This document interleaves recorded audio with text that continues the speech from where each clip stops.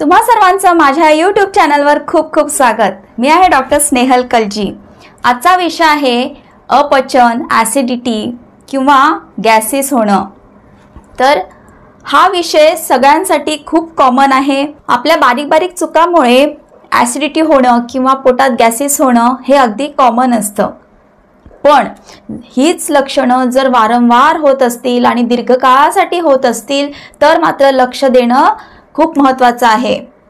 तर अशा कोणत्या बारीक चुका, जसं आपण समजा जेवल्या जेवल्या झोपत असू तर अपचन होण्याचे चान्सेस खूप असतात, किंवा अति प्रमाणात चहा पिणं, कॉफी पिणं, मद्यपान करणं, स्मोकिंग करणं, किंवा खूप उशिरापर्यंत जागं राहणं, किंवा झोपेच्या वेळा खूप बदलणं। जसं एखाद्या माणसाचे जर शिफ्टमध्ये काम असतील तर त्याची झोप व्यवस्थित होणार नाही आणि त्याच्यामुळे अपचन होऊ शकतं, किंवा जर अति प्रमाणात ताणतणाव असेल तरी सुद्धा आपल्या शरीरातलं, आपल्या पोटातलं ॲसिड प्रोडक्शन वाढतं आणि त्याच्यामुळे आपल्याला ॲसिडिटी होऊ शकते। तसंच काही इवन औषधामुळे सुद्धा ॲसिडिटी आपल्याला होऊ शकते। तर आपण मुख्यतः कारण शोधणं खूप महत्त्वाचं आहे। समजा एखादा माणूस खूप जाड असेल किंवा म्हणजे त्याचं वजन जर जास्त असेल, त्याला ॲसिडिटी होऊ शकते। त्यामुळे कारण शोधणं खूप महत्त्वाचं आहे, नाहीतर आपण कितीही औषधं घेतली तरी त्याचे परिणाम दिसून येणार नाहीत। तर आता आपण वळूया उपायांकडे। तर जसं मी म्हणाले, चहा किंवा कॉफीमुळे जर होत असेल तर चहा कॉफी कमी करा, मद्यपान किंवा सिगरेट पिणं टाळा, जास्त उशिरापर्यंत जागं राहू नका, झोपेच्या वेळा पाळा आणि लवकरात लवकर झोपा। तसंच सगळ्यात महत्त्वाचं, जेवल्यानंतर कमीत कमी 2 तासाचा आपण गॅप ठेवायचा आहे आणि त्यानंतर आपण झोपायचं आहे। तसंच जेवल्यानंतर 1 तासाच्या आत अशी कोणतीही कामं आपण करू नये जेणेकरून ॲसिडिटी वाढू शकते। जसं आपण जेवल्यानंतर काय असतं तर पोट भरलेलं असतं आणि जर आपण वाकून कामं करू लागलो तर काय होणार, तर अन्ननलिका आणि पोटाच्या मध्ये एक स्पिंक्टर असतं ज्याला म्हणतात गॅस्ट्रो इसोफेजियल स्पिंक्टर, म्हणजे त्याला म्हणतात व्हाल्व। ते व्हाल्व सारखं काम करतं। म्हणजे एकदा जर अन्ननलिकेतून पोटात गेल्यावर पोटातलं अन्न पुन्हा अन्ननलिकेमध्ये जाऊ नये यासाठी हा व्हाल्व असतो। तर पोटामध्ये काय होतं तर पचन, आणि पचनक्रियेसाठी पोटामध्ये ॲसिड सिक्रेशन होत असतं। सो ते पोटाच्या वॉल्वसाठी बरोबर असतं पण अन्ननलिकेसाठी मारक असतं। तर समजा आपण जेवल्या जेवल्या पोटावर झोपत असू किंवा आडवं पडत असू तर काय होणार, ह्या वाल्ववरती सततचं प्रेशर पडणार आणि ह्या प्रेशरमुळे हा वाल्व जर वीक झाला, अशक्त झाला तर पोटातला ॲसिड अन्ननलिकेमध्ये जाणार। तर हे असं बऱ्याच वेळा आपण अनुभव घेतो की आपल्याला इथं आंबट आंबट पाणी आल्यासारखं वाटतं, किंवा जेवलेलं अगदी वर येतं, किंवा कधी कधी एकदम आपल्याला जळजळ वाटू लागते। छातीत जळजळणं हा एकदम कॉमन फॉर्म ऑफ इनडायजेशन आहे, म्हणजे अगदी कॉमनली अपचनामध्ये आपल्याला आढळून येतं। तर ह्याला आपण म्हणतो मेडिकल टर्ममध्ये GERD, म्हणजे गॅस्ट्रो इसोफेजियल रिफ्लक्स डिसीज। ह्यामध्ये पोटातलं ॲसिड अन्ननलिकेमध्ये जातं। कशामुळे, तर वाल्व आपला अशक्त पडल्यामुळे।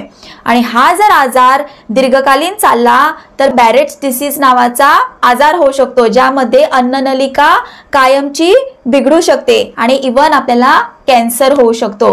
त्यासाठी वेळेतच उपाय करणं खूप महत्त्वाचं आहे आणि आपल्या चुकीच्या सवयी जर असतील त्या बदलणं महत्त्वाचं आहे।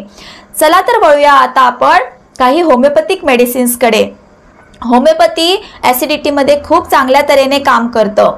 जर आपल्याला गॅस होत असेल, आपल्या जर अपचन म्हणजे काय, तर सगळ्या ह्या सिम्पटम्सला आपण अपचन म्हणतो। अपचन हा एक असा लक्षण नाही, तर बऱ्याच लक्षणांना मिळून आपण अपचन म्हणतो। ज्यामध्ये काय काय असू शकतं, तर एखाद्याला पोट गच्च वाटू लागतं, किंवा पोट भरल्यासारखं वाटू शकतं, अगदी काही थोडंसं जेवल्यानंतर गॅस बनतो, किंवा अगदी छातीत जळणं, किंवा घशाकडे जळजळल्यासारखं वाटणं, किंवा पोटातलं अन्न वर आल्यासारखं होतं। तसंच काहींना पोटाच्या विकारामुळे डोकेदुखी सुद्धा होते, किंवा उलटी आल्यासारखं वाटतं, किंवा अगदी उलटी होते देखील। तर ह्या सगळ्या सिम्पटम्ससाठी होमिओपॅथी खूप चांगल्या तऱ्हेने काम करतं। तर सगळ्यात प्रथम नक्स वॉमिका तर नखस्वामिका ही अशा पेशंट्सना आपण देऊ शकतो किंवा अशा लोकांनी घेऊ शकतो जे खूप कामसू असतात. म्हणजे आपण पाहिलं असणार काही काही लोक अति प्रमाणात काम करतात, दिवस रात्र काम आणि त्यांचं बैठे जीवन असतं. म्हणजे काम म्हणजे अगदी व्यायामाचं काम नाही तर बसून सगळी कामं असतात. तसंच त्यांच्या सवयी सुद्धा खूप चुकीच्या असतात. म्हणजे अति प्रमाणात मद्यपान करणं किंवा बिडी स्मोकिंग करणं, तसंच अति प्रमाणात मांसाहार घेणं किंवा तेलकट तुपकट बाहेरचं हॉटेलमधलं खाणं. इवन अशा लोकांचा स्वभाव सुद्धा खूप चिडचिडा असतो, खूप रागीट असतो. ह्या लोकांना छातीत वगैरे खूप जळजळ होते ॲसिडिटीमुळे, कारण त्यांची झोपमोड होत असते, झोपेच्या वेळा व्यवस्थित नसतात. तसंच ह्या लोकांचं पोट सुद्धा बिघडू लागतं. म्हणजे त्यांना टॉयलेटला जावंसं तर वाटतं पण गेल्यानंतर पोट रिकामी झाल्यासारखं वाटत नाही. तर अशा लोकांनी नखस्वामिका 30 पोटेन्सीमध्ये घेऊ शकतात, 30 किंवा 200. तर कसं घ्यायचं आहे औषध? आपण 1 चमचा नॉर्मल किंवा कोमट पाणी घ्यायचं आहे आणि त्याच्यात 1 ते 2 थेंब औषधाचे घालायचे आहेत. आणि हे औषध दिवसातून 3 वेळा आपण घेऊ शकतो. असं आपण 2 ते 3 दिवस औषध घेऊ शकतो. आणि सगळ्यात महत्त्वाचं, हे औषध उपाशीपोटी आपण याला घ्यायचं आहे. म्हणजे कमीत कमी 30 मिनिटं जेवणा अगोदर किंवा 30 मिनिटं जेवणानंतर. आता नेक्स्ट औषध आपण पाहूया, ते म्हणजे पल्सेटिला. पल्सेटिलाचे पेशंट्स म्हणजे अगदी त्यांनी हळवे असतात. त्यांना जरा कोणी काय म्हटलं तर रडू येतं आणि त्यांचा मूड सुद्धा खूप चेंजेबल असतो. कधी कधी रागीट, कधी कधी हळवे, कधी कधी अगदीच घाबरट असतात. त्यांना काही असं मसालेदार खाल्लं किंवा तेलकट तुपकट खाल्लं तर लगेच ॲसिडिटी होते, पोटात जळजळ होते आणि त्यांना त्यांच्या घशामध्ये खूप कोरड असते पण त्यांना पाणी प्यावंसं वाटत नाही. तर अशा लोकांनी पल्सेटिला घेऊ शकतात. पल्सेटिला 200 पोटेन्सीमध्ये ते घेऊ शकतात. आणि पहिला मेडिसिन जसं मी सांगितलं कसं घ्यायचं आहे त्याचप्रमाणे हेही त्यांनी औषध घेऊ शकतात. नेक्स्ट आहे लायकोपोडियम. लायकोपोडियम पेशंट्समध्ये जरा काही खाल्लं तर पोट फुलून येतं, म्हणजे त्यांना गॅसचा प्रॉब्लेम होतो. आणि काही त्यांना असं त्यांना भूक भरपूर लागते, भूक सहन होत नाही आणि जेव्हा भूक लागते तेव्हा डोकेदुखी होऊ लागते. पण भूक लागल्यावर जर काही खायला गेले तर त्यांना पोट भरल्यासारखं वाटत नाही, म्हणजे ते सततचं डिस्कम्फर्ट असतं. आणि लायकोपोडियमची लोक त्यांना एकटं राहायला खूप आवडतं. त्यामुळे असे जर तुमचे सिम्पटम्स असतील तर तुम्ही लायकोपोडियम 200 घेऊ शकता. नेक्स्ट औषध आहे कार्बोव्हेज.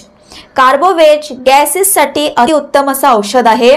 आणि समजा कधी कधी आपण पाहतो की आपण बाहेरचं जेव्हा खातो तेव्हा दुसऱ्या दिवशी आपलं पोट एकदम तटतटून येतं, आपल्याला गॅसेस भरपूर होतात आणि आंबट असं करपट ढेकर येऊ लागतात, म्हणजे अगदी कुजलेल्यासारखं. तर अशा वेळेला आपण कार्बोव्हेज घेऊ शकतो. इन जनरल कार्बोव्हेज अशा लोकांसाठी उपयुक्त आहे ज्यांची पचनक्रिया खूप मंदावलेली असते. म्हणजे अगदी थोडं काही खाल्लं तरी त्यांना गॅस होतं किंवा पचनक्रिया त्यांची बिघडते. तसंच थोड्या सिंपल अगदी जेवणानं सुद्धा त्यांचं पोट बिघडू लागतं. असे लोक कार्बोव्हेज 200 घेऊ शकतात. 200 किंवा 30 पोटेन्सीमध्ये घेतलं तरी चालेल. नेक्स्ट औषध आहे नॅट्रम फॉस. आता नॅट्रम फॉस हे एक अँटासिड सारखं काम करतं. अँटासिड म्हणजे काय? समजा तुमची ॲसिडिटी खूप वाढलेली असेल तर हे औषध ॲसिड प्रोडक्शन कमी करतं.